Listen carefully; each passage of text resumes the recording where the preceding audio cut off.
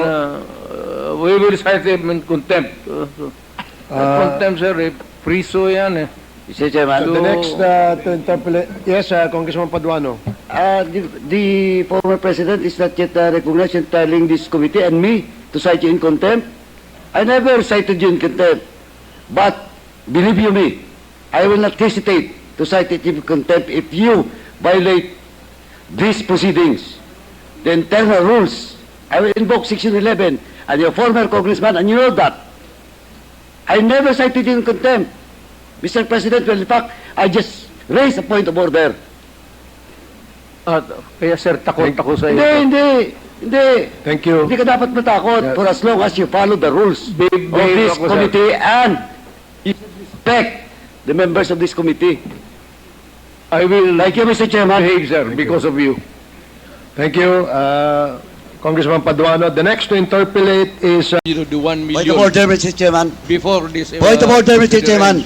What is the rule that was violated? What is the point of order of Congressman The Paduano? former president is speaking without the recognition of the chairman.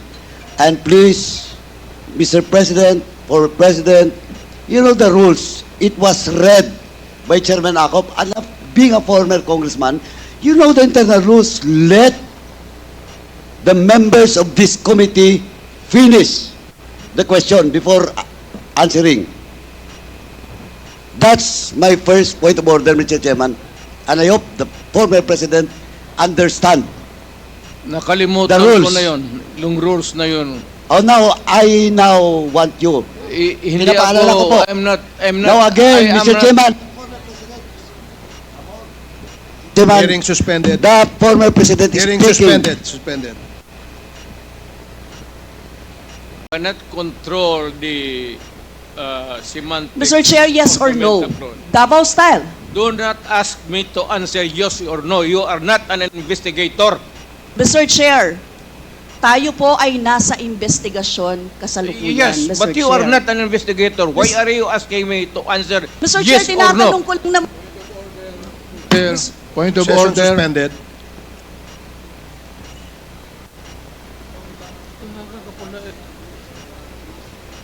Point of order, Mr. Chair. Ano ka, police? Point of order, Mr. Chair. The session is suspended for the meantime, so please, let's take time to calm things down, okay? Para ho maayos ang ating hearing sa ngayon. With that, Mr. Chairman, discussion with regards to admin matters on the letter sent to us by Attorney Delgra, since he's also a resource person. We will discuss this during the turn of Attorney Delgra, Mr. Chairman. But before we proceed, Mr. Chairman, let me ask lang po, on record, for the record lang po, for the former president, do you confirm, sir, that we received a letter coming from you, signed by you, granting authority to Attorney Delgra as your counsel? Just for the record po. Your Honor,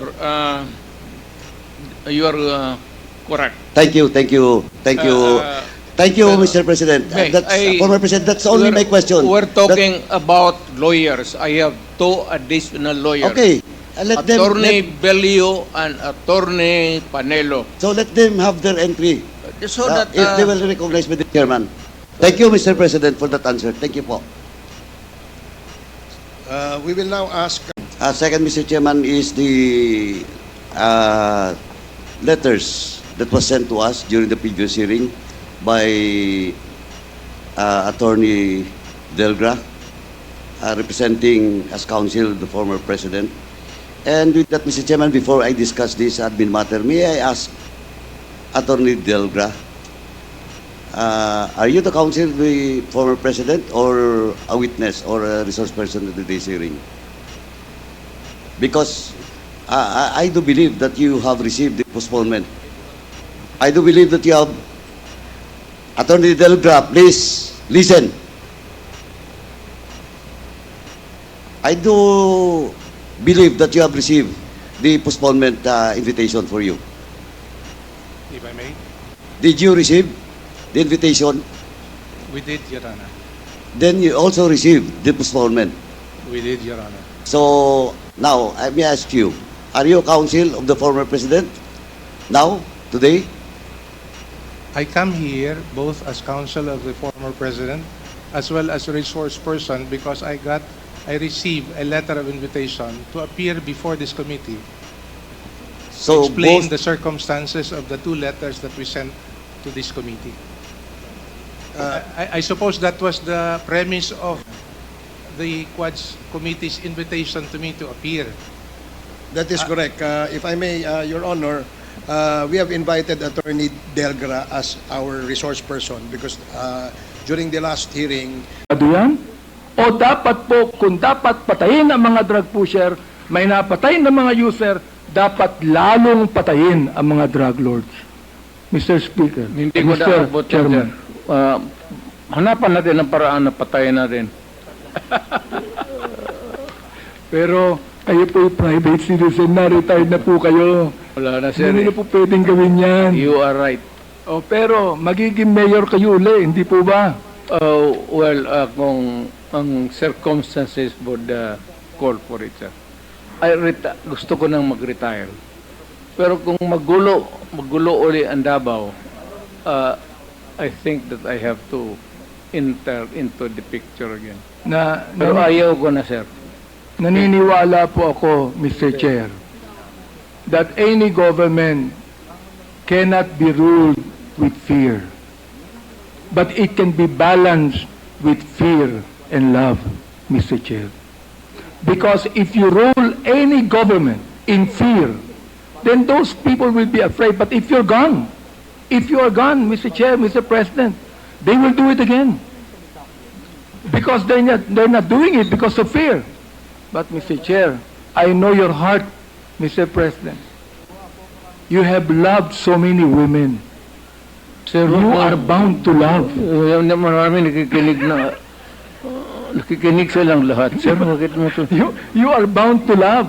And therefore, sana po, kapag kayo maging mayor uli, nakita niyo na po yung pagkakamali ninyo na inamin niyo rito, sana po may pagbabago na sa Davao. Bakit naniniwala po ako na kapag ang ating nirule sa Davao ay yung pagiging makajos, pagiging matapat, pagiging honest, ay naniniwala po ako, magiging maganda po ang Davao Sa City. lahat na bagay, sir, hindi mo ako, you cannot question that.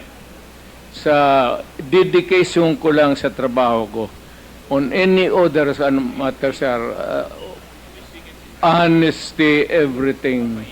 Salamat Wala. po. Isang question na lang. Sabi nyo kanina, nung kine-question kayo tungkol sa reward system, sabi nyo, hindi ako nagbibigay ng reward